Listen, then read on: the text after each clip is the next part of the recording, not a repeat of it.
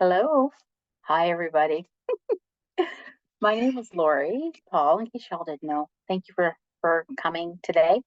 Um, so today this is my first actual video recording. So if it's terrible, don't tell me. Just click and move on. Joking. I will be doing a series of these. Um, haven't figured out the schedule yet. It will be Mondays, just not sure if it's going the frequency of our Mondays. So sit back and appreciate you taking some time out of your day to see me. So first of all, for those who don't know me, my name is Lori Paul, like I had already said. I'm an Indigenous woman, a Mi'kmaq, two-spirited woman from Mi'kma'ki, which is in Nova Scotia, Canada. I'm not sure if anyone knows where that is. So I should segue. Delawisi Lori, this is how we say it in Mi'kmaq. So Delawisi, my name. Um, so I do a number of things. I do a lot of medium work. I do energy work. I'm an energy intuitive. I'm a medium who works with animal and human. And I also, that's what we call them, are spirit talkers, or Wazu Abid, which is a spirit woman. I talk to spirit. I talk to ancestors. So I actually go back to the generations and I talked through their trauma and their pain. So today is just an introduction of who I am and what I do. And I use cards. Also use tarot. So this is my lovely brand new deck that I use. Today I'm going to be talking a little bit about a couple of things that is taking place over the next little bit. I usually do predictions every year, but we're into February, so I can do some prediction over the next couple of months and then the Lunar New Year. So here in Nova Scotia, we're supposed to be getting a snowstorm tomorrow. So I wanted to talk a little bit about the snowstorm because we've been getting a lot of snow. Like, we're in Nova Scotia, we get snow. Like, come on. But it's the attitude towards the snow. And I thought I would talk a little bit about that because when we put negativity out there, we get negative back. So if you don't like the snow, that's okay. I don't either. It makes me very cold and very sometimes a little sick, right? And you hurt yourself by shoveling and so on. So I wanted to talk about the posts that I see on social media, like what do you got, Mother Nature? Bring it on, or that wasn't much of a storm. It's like everything else in life. If we're putting the negative out there, we'll get the negative back. The storm that's pending, the storm that we just had, sometimes we've got some places got 100 centimeters. That's a lot of freaking snow to shovel out. But this new one's only going to give us 20 to 30. For someone to sit back and go, it's nothing. That was nothing. Oh my gosh, like, give me a break. Or to go out when you're told not to go out because you wanted a coffee, that's actually telling Mother Nature or telling the universe that we're not the rule followers or that what they're doing to help cleanse the world is not good enough. Which brings me into the age of Aquarius. So when we're telling the world that it's not good enough for them or that we're telling them we want more, or we're telling them that we're not in that state of mind where things need to ease or relinquish, release. Snow sucks. The only ones that really like it are kids and penguins, really, and people who love to do outdoor winter sports. But to put the negativity surrounding the snow can be detrimental to us too. So what I want to say is that next time you see that we're having 30 centimeters or 50 centimeters or an inch of snow or we're having bad weather, try looking at it in a different way. When you're putting the negative vibes out there and you're saying, well, I didn't lose power, or yeah, the police told me to stay off the road, but I just want a coffee. So I got to find 5 different Tim Hortons that are open around here. It says that you don't of course, no one likes it, but you don't listen to what nature's telling us. So what they're telling us is that we're free. We need to rest and stop. The snow coming on the roads are to keep us off the roads, to keep us off at home, at our office, wherever we are, to keep us safe. Then it's also to keep us home to reflect, to take our time and to rest. And so when we look at that a little bit differently and we say, okay, snow's coming, it's time to rest, get my storm chips, I'm ready to go. The universe goes like that. Sit down, relax, and put your feet up. Watch a movie you haven't watched before. Do something for yourself that you would have never done before. So that leads me right into the age of Aquarius. Now, I know so far I've been talking. I know it's not an interactive video like, you probably hoped it would be. So, but I promise you, I got some good information for you. What I'm getting when I tap into spirits, and I talk about the age of Aquarius, we're going to be hearing that a lot lately because this is the first time in 22,000 years, it's like 21,564, I believe it is, but who's really counting? So close to 22,000 years that the Aquarius has been in this exact same position. Now, we've had ages of Aquarius before, great revolutions, civil war. It comes around once every 200 and something years. Now, I don't have the exact 100% answer because they're all different. But what the age of Aquarius is going to do for us is evoke change. So we all know that this world today, we're going through a bunch of bullcrap. Like, it's a lot. It's hard to live. It's hard to see our way and to give us hope. But that's what the age of Aquarius is to rise up and to say, I'm not taking this anymore. So my confidence level, what I'm going to do is going to change. Much like the snow, that's going to bring lots of beautiful, beautiful spring flowers. Without the snow, we really can't rest. We really can't have the places and be the people we need to be, because we need to have rest. Because coming up, let me tell you, the spring coming, we're going to flourish like nobody's business. And so what I kind of see, especially for the age of Aquarius coming up in this month in particular, till February the 18th, when it's going to retrograde back into Capricorn. It's it's going to be there for a little bit. But before then, we're planting seeds, right?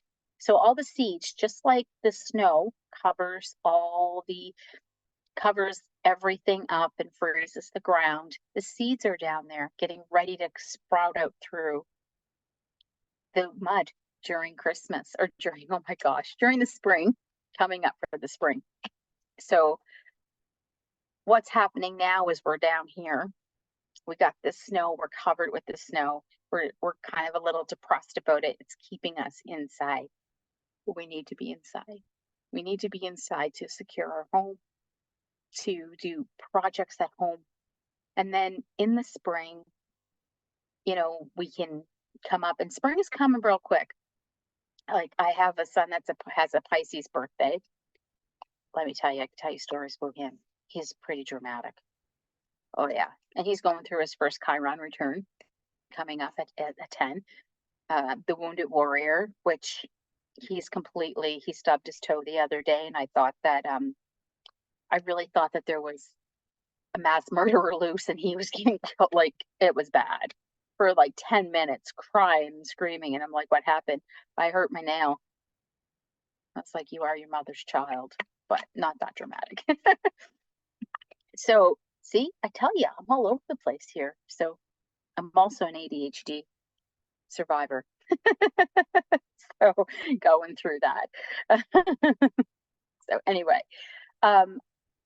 going back to the age of Aquarius, we're just beginning that. It's going to be there for the next 2.5 years.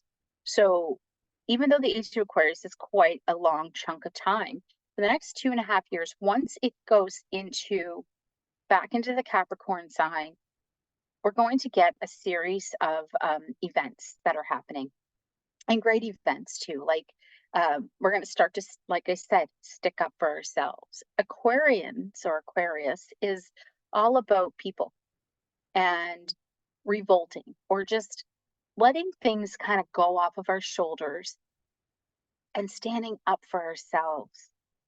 Some of the great people were Aquarius. I am not an Aquarius. My niece is an Aquarius, but I see how she likes to stay in the background, but at the same time, she fights for the underdog. She's a protester, and you stand up for what we know is right. So that's what's going to happen in the world today. Going forward, we're going to start to see some things crumble.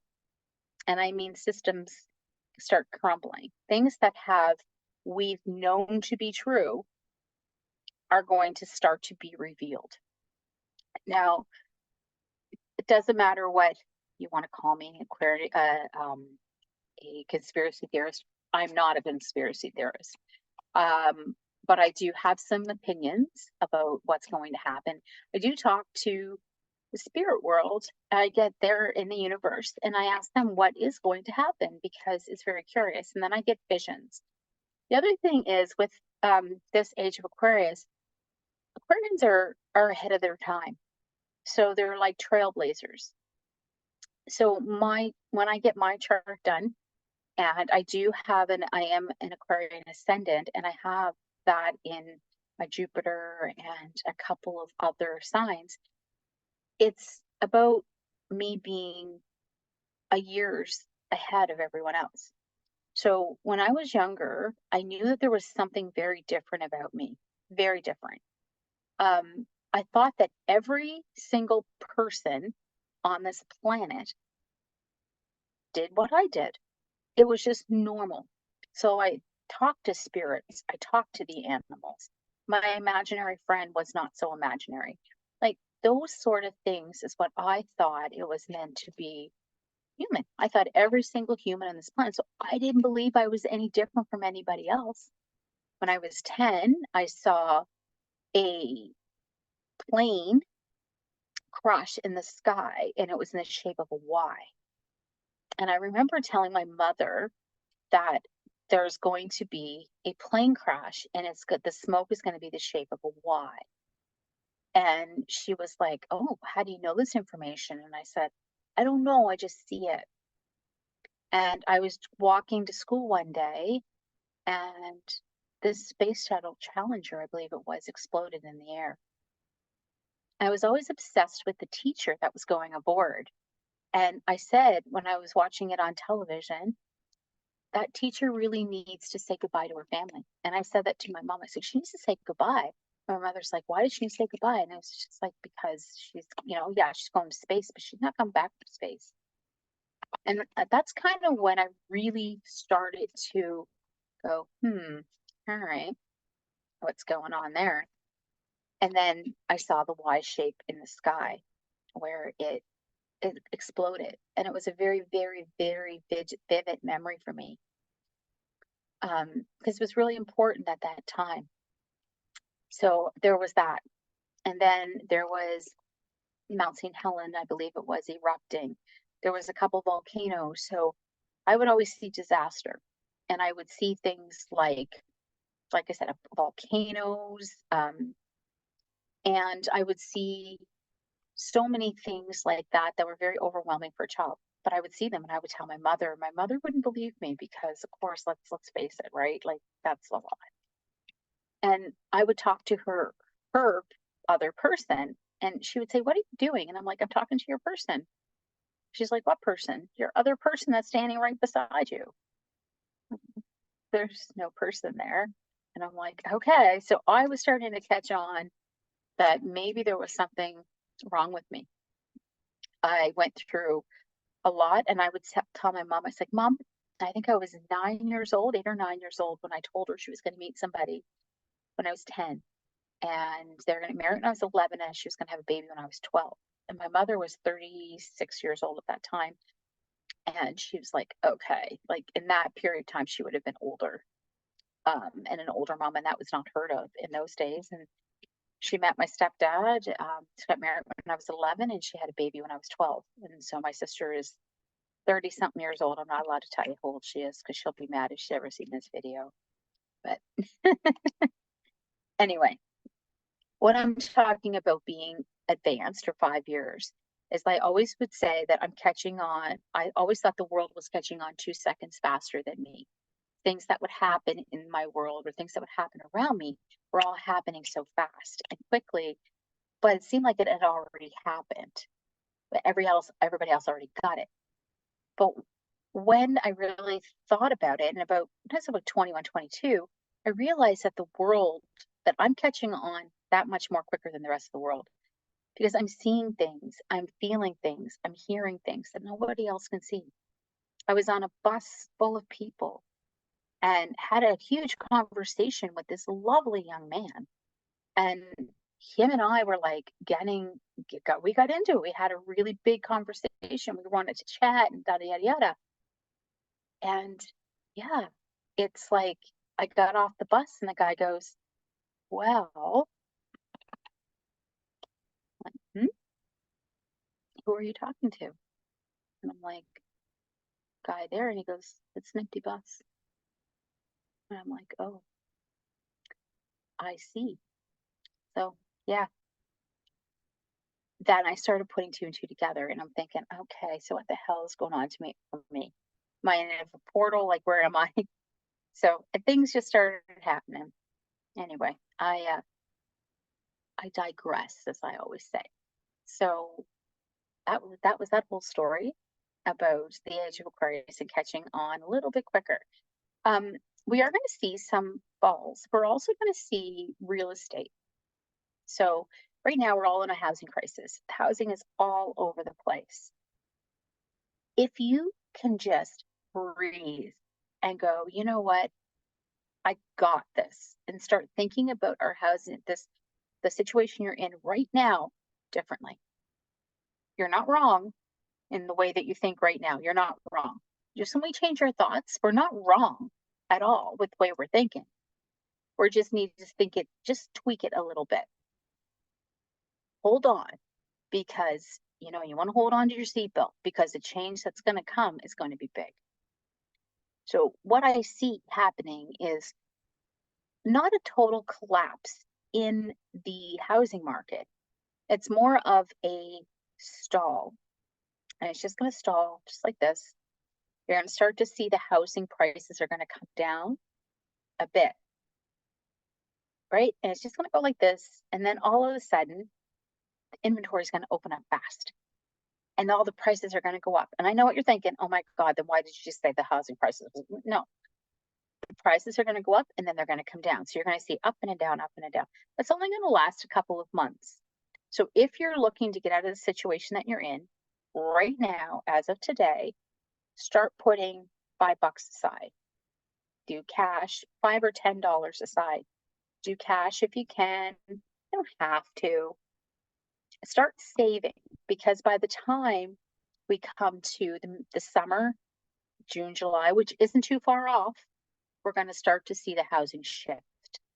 And instead of saying collapsing, I'm saying shifting. So things are going to start to shift for us as far as housing. And the more positive we can think is that we keep thinking about the situation. I get it. I was paying $1,650 for a 1 bedroom and den. I also was sharing a room with my kid, my 9-year-old. He was 7 or 8 at the time. So I completely understand. Right now, I am living in a homeless shelter. Yeah, for women and children. But you know what? My situation will be changing very, very soon. And I'll be moving onwards and upwards. When we're there, which is the thinking that we're at, is that we're not going to get out of it. And things just we feel like things just keep getting worse and worse. Well, let's change that. Let's say, okay, I pay $1,650. I'm working 2 jobs. I have a family. I get it. She's telling me to put $5 or $10 aside. They're thinking you're crazy. Try it. Just try it and say, this $5 is going to my new life. A new life, $5, $10, it's going to my new life. You're not going to have, maybe you might have $50 set aside by the time you're in June or July, and you're asking me why put like $50. What the hell? It's only $50. But that is you saying over and over again to yourself, I'm going to put this aside for a better life for myself. Okay. Better life for my family. And the more you think about it, this is a better life. This is a better life. It's going to get better. In and around that time, we're going to start to see governments um, put moratoriums on things. They're going to start to say, okay, it's time, like enough is enough, because they want to start to look like a hero, especially here in Canada, where we're having elections coming up soon. Like in the 2024, summer 2025. In my province, it's probably going to be 2025, but 2024. So you're going to start to see a shift in government, shift in power. And with that comes a shift in housing. And with that comes a shift in money, right? And none of them, I get it. They're what our opinions are about politicians. But if we look at what's going to change, they're going to make the changes because they want to be reelected, right? So that's going to change. So one of the changes, big changes I see is that housing is going to, you're going to be able to sell your house for a reasonable price. So you may not get the millions of dollars that you would have gotten 3 years ago, but that price was always overinflated. So you're going to be able to go back to doing the same thing. So living the same kind of life. We're also going to see a lot of properties that are going up for about $50,000 or $60,000, derelict properties that are not going to be bought up by the big guys because they don't want anything to do with them anymore. They got these big apartment buildings being built. So when you say, oh, well, you know, all these big guys are just going to buy up all those properties and then it's going to be even worse. That's not what I see. What I see is something very magical starting to happen. So let's start to think about winter being our time of sitting down, thinking about things, going, okay, how can I evoke change for spring? March is coming, spring is coming, April is coming, all of those things, they're coming. And snow is not going to be here forever. This next snowstorm that's coming, the next weather system that's coming, look at it as a reflection because only good things are going to start to happen. Housing is going to, it's going to collapse, I guess, or shift. I said I didn't want to use that word collapse, but it's going to shift. It's going to shift for us. And we're going to have a shift in consciousness as well. So we're going to look at our things differently. So instead of saying I need to put solar power on top of my house, which is $80,000, I'm not going to have enough money to put my house. We can think about getting how we can preserve our energy, what's going to look a little bit better. Groceries is very depressing. I get it. But have you thought of buying a tomato plant or an onion plant and doing it inside your house? And then if you have a neighbor that maybe you could say to your neighbor, I'm going to grow some onions. Do you want to grow some potatoes? That's the Indigenous way of being. That's what communities have been striving for. We do a lot of land-based stuff. And it can be as small as a tomato. It's as small as $5. Take that $50 and buy some seeds.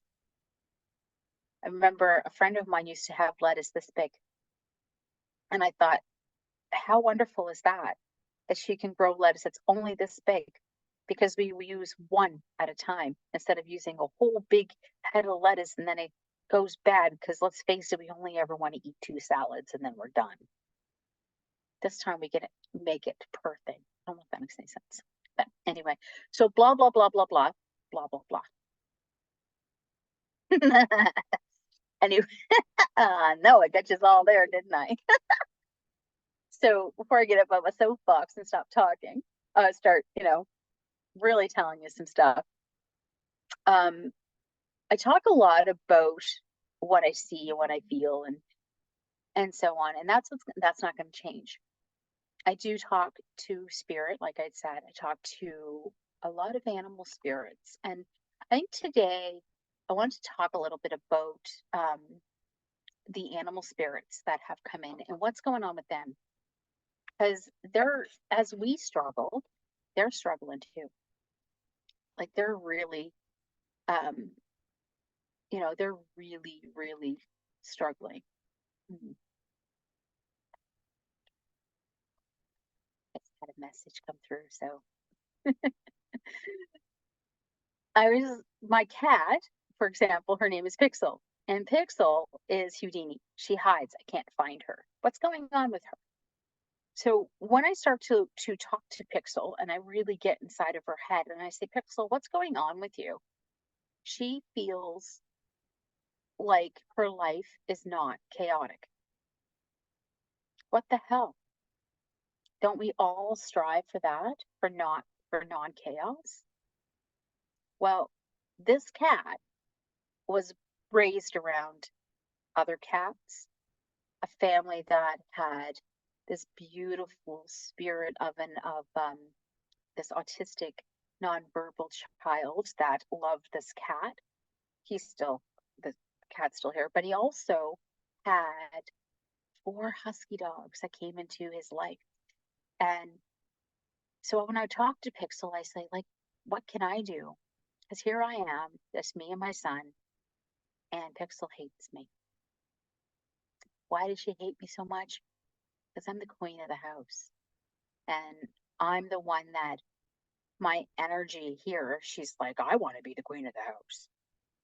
So when I talk to her, she's sad, but she's happy. She's happy just being alone, but she's also happy being around other people and being around things. So when I talk to the animals, they're very, they'll tell you cut and dry. Cat will tell you who they don't like. A dog will please you to like the person, even if they don't. There's the difference in pets. So a cat will say, I don't like Aunt Zelda. And the dog will say, I will try to like Aunt Zelda because she's your aunt, okay?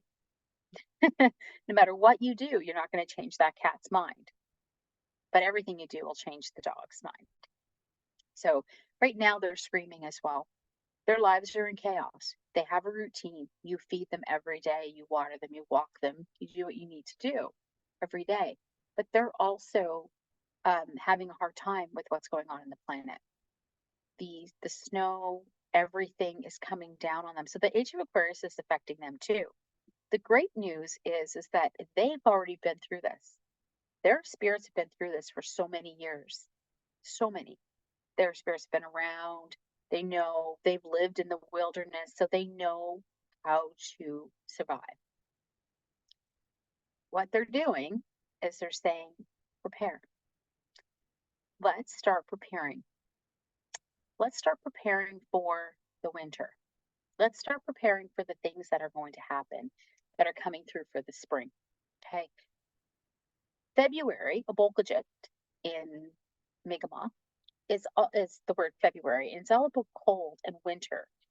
And we just had what we called our midwinter feast. A Bolgajit is January 31st.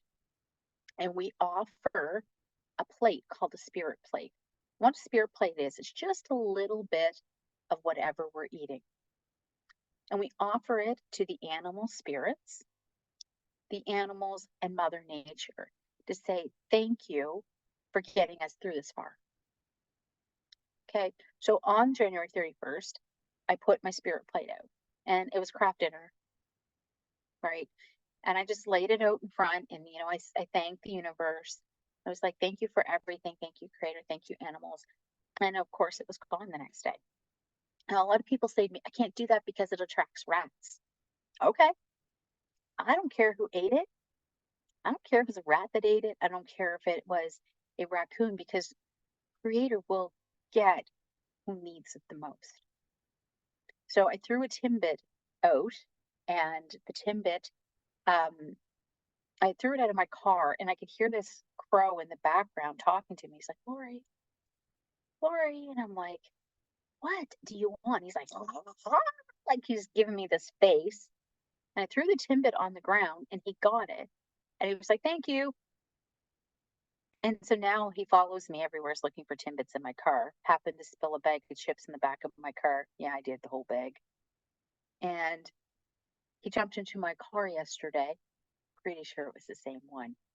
And there you go. He started eating the chips. And I'm like, this is odd.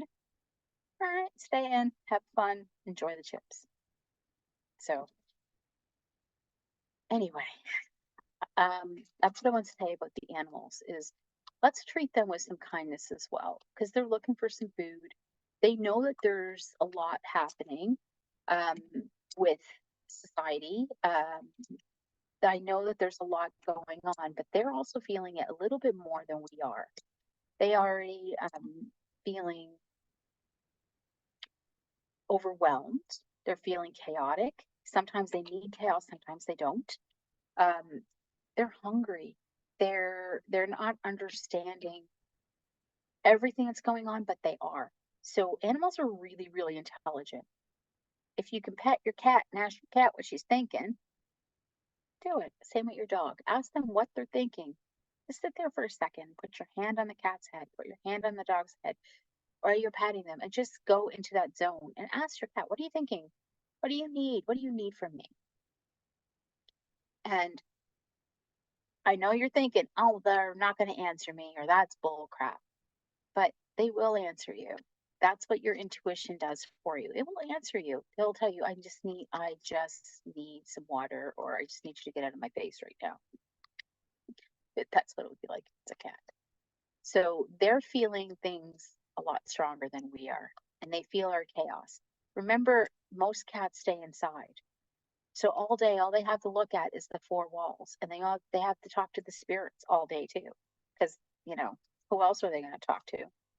They're talking to the spirits all day. They're talking to the universe. They're talking to everything, and they're asking them the questions that we're not asking, because they speak fluent meow over in the universe. There, they speak fluent meow, and they speak fluent dog, and they speak fluent, spider talk. They they speak it all. So in our day, if we can just remember that everything that we are doing has an effect on everything else. So, what we do to our planet, what we do to our environment around us, the words that we speak, the feelings and actions that we put out there has a direct effect on everything. And that even affects our animals too. So, ask your animal what they're thinking. What do they think about the snow? Cats, some hate it, some love it. Some dogs love it, some dogs don't like it so much. And just know that it's a time for us to reflect and rest and to kind of have that time for ourselves and to prepare. I would like for you this week, if you could lay a spirit plate out and the thank our ancestors and thank everybody that contributes there around us in society. Thank you to the animals for everything. And you'll probably wake up the next day and the spirit plate's gone. You'll also notice there's no rats around. There's no mice around. There's no raccoons around. They eat it and they go. They take what they need. We give what we can. So that if you could do that, that would be great. And then take the plate in the next day, and you've given to spirit, and that will help with bringing us back to the spirit world. Thanking them for keeping us, because many years ago, when my ancestors were alive, they used to do this. February was the hardest month, and we would lose a lot of our people during that period of time because with the snow being down, it was hard to find the animals or hard to find food and vegetation to eat and to survive. Some of the lakes and the rivers were frozen, so it was hard to fish. So when we did that, we asked Great Spirit, can you, I'm going to give you this as a offering for new things to come in and to help us survive. And every time we do that, so for 7 days straight, we would put out a spirit plate in the first week of February. So pretty beautiful. A Boldogit is what it's called. Boldogit is what it's called. So anyway, enough about that. So I just want to speak a little bit about that tradition, a little bit about the animals, a little bit what I do. So going forward, I'm going to be doing this on Mondays. Like I said, I'm not sure how often, but I also would like to interview people. I'd like to find out what you think about the spirit world, or if there's anybody you want to contact. Ask if there's questions. I can answer questions about the spirit world and about what the other dimensions might be like. Can answer questions for you, no problem. I am a medium. Like I said, that's what they call me, medium or mediumship. I do energy work. I do shamanic journeying. I do soul retrievals. I do a lot of work with our spirits and our souls and healing and helping and reclamation of words and feelings and thoughts and energy. So, anyway, it's been probably 25 minutes and you may have tuned out 15 minutes ago. But if you haven't and you still made your way through this video, it was my first one. So it only gets better. Just think about what it's going to be in 300 videos. Think of what it's going to be in 10. Big. Epic. That's the word, epic. So I want to say thank you for tuning in, and we will definitely be we'll be seeing you again very, very soon. Namoltis.